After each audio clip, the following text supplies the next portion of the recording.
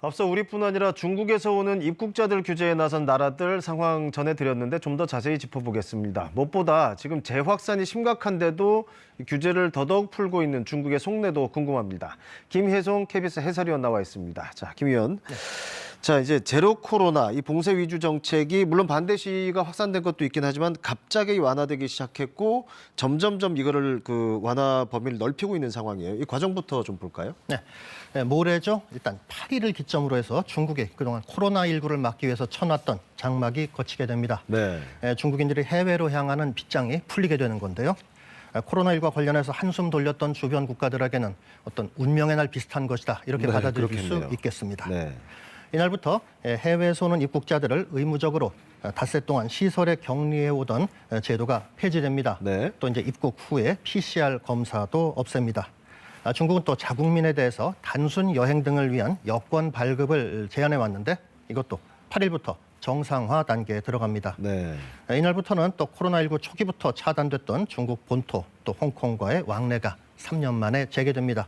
이래저래 대문이 활짝 열린다 이렇게 볼 수 있겠죠. 그런데 지금 중국 상황은 이런 상황이 아니지 않습니까? 그렇죠. 방역을 완화할 만한 계제가 못 됩니다. 네.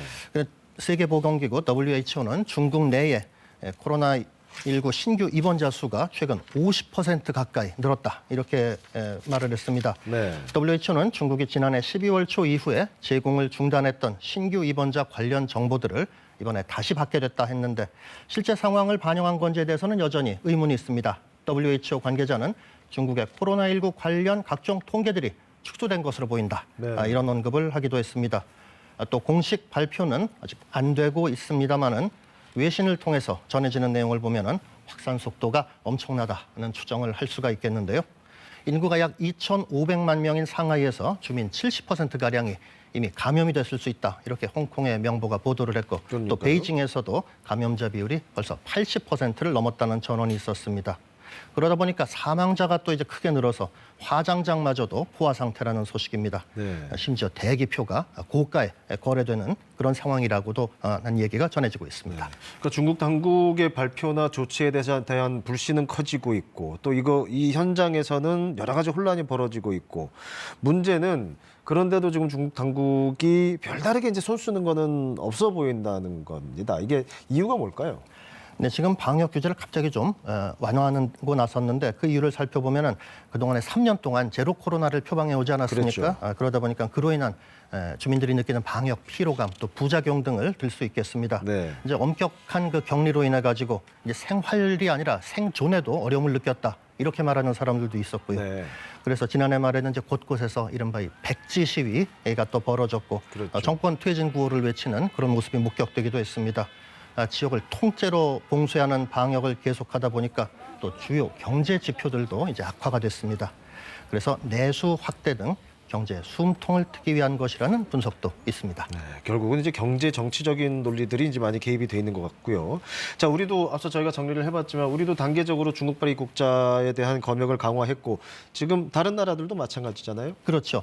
미국, 일본, 인도, 타이완 이런 곳이 이제 선제적으로 중국발 입국자 규제책을 도입을 했고요. 네. 또 유럽에서는 프랑스, 이탈리아 등이 이제 독자적으로 방역 조건을 강화했습니다. 당초 소극적이던 독일도 이 대열에 동참을 했습니다. 그렇죠. 어제는 유럽연합 EU 차원의 발표가 있었는데 EU의 통합 정치 위기 대응 메커니즘 긴급 회의는 회원국들에 대해서 중국에서 출발하는 모든 탑승객을 대상으로 48시간 이내에 코로나19 음성 확인 요건을 도입하라 이렇게 권장을 했습니다. 의무 시행이라는 표현을 넣지는 않았는데 네. 이건 이제 회원국들마다 의견 차이가 또 조금씩 있고 그렇죠. 또 중국이 또 반드시라는 표현을 쓰면은 중국이 또 반발할 것을 또 우려했기 때문으로 보입니다. 네. 지금 이제 김 의원 이제 중국의 반발 언급하셨는데, 그러니까 이제 사실상 또 국제 외교적인 문제가 됐어요. 그러니까 중국은 반발만 하고 있고. 그런데 중국 입장에서는 지금 상황에 대한 수습이 가능하다고 생각을 하고 있는 거겠죠? 그렇죠. 자기들이 충분히 대응할 수 있다라는 입장입니다. 네. 감염병 상황이 통제를 할 수 있다면서 지금 이렇게 장벽을 높인 나라들에 대해 가지고서 아주 발끈한 모습을 그렇죠. 보였는데요. 마우닝 중국 외교부 대변인은 대등한 원칙에 따라서 이에 상응하는 조치를 취하겠다 이렇게 경고를 했습니다. 네. 하지만 환자는 폭증하고 있고 의료 역량은 여기에 미치지 못하는 게 현실입니다. 네. 지난 연말에 코로나19 치료제 팍스로비드가 중국에서 일종의 뇌물 비슷하게 작용한다. 그런 외신이 또 있었습니다. 네. 영국의 파이낸셜 타임스는 중국의 엘리트들이 코로나19 치료제 팍스로비드를 비축했다가 사업상 동료들에게 나눠준다. 이렇게 보도하기도 했죠. 네.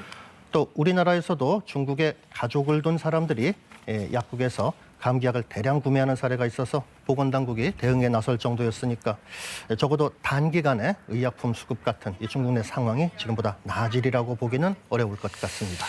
네, 그러니까 코로나 초기처럼 이제 출입국 시스템을 완전히 막거나 이럴 수 있는 상황은 이제 아니긴 하지만 지금 다 입국자 열었죠. 규제는 네. 조금 더 이런 분위기는 더 가겠죠. 그렇죠. 네. 이 나라마다 차이가 좀 있는데요. 가장 단적인 예를 보면은 모로코의 예를 들 수가 있습니다.